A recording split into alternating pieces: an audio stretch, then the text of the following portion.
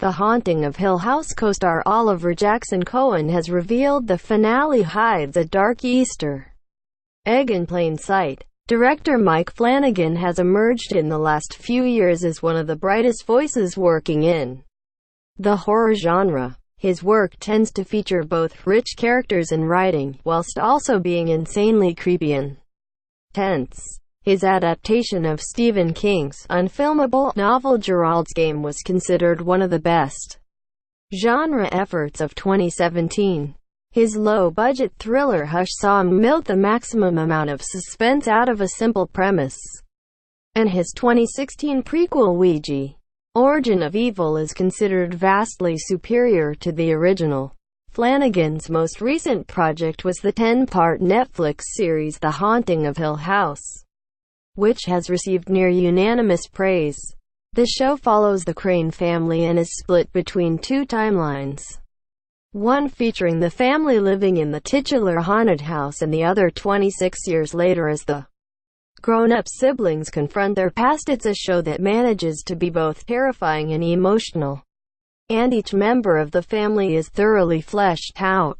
Related, The Ghosts You Missed in The Haunting of Hill House. The finale of The Haunting of Hill House reveals the mysterious red room is actually the stomach of the house, and each Crain sibling had unknowingly spent time inside. Each one saw it differently, a treehouse, a reading room, etc., but it was always the same room feeding off their emotions. The finale ends on a happy note for most of the Crains. But in a new interview with The Wrap, Oliver Jackson-Cohen, Luke Crain, reveals a detail hinting at a darker truth. There's this thing that happens when we're all in the red room, again, I feel like I have to be careful if I'm saying this right. Laughs. But whenever each child, each sibling, is in the red room, something in the fantasy is red.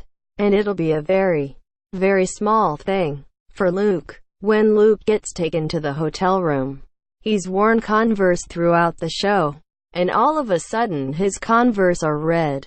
And it's so slight you can barely even see it. And I think Steven is wearing a red jumper in his fantasy. And so there's something at the end. It was Kate Siegel, who plays Theo, who kind of pointed it out to me. With Luke's sobriety cake, she went, "The cake is red," and on set I went, "Oh my God," and she went, "I don't know," and I asked Mike Flanagan, and he went, "I don't know," and so I can't tell whether or not I'm just crazy with this, or whether or not it's something that could have legs. The Haunting of Hill House is filled with such Easter eggs, from ghosts hidden in the background or subtle clues about where the story is heading.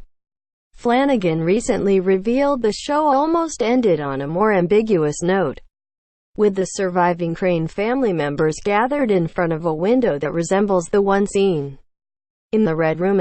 Flanagan felt this twist was too cruel, so perhaps Luke's red cake was a subtler way to suggest the ending may not be as happy as it first appears. While a second season of The Haunting of Hill House hasn't been officially confirmed, there's a good chance it will happen. Regardless, Mike Flanagan feels the Crain story is told, and the family is unlikely to return for more adventures in the haunted house. Source: The Wrap tags The Haunting of Hill House.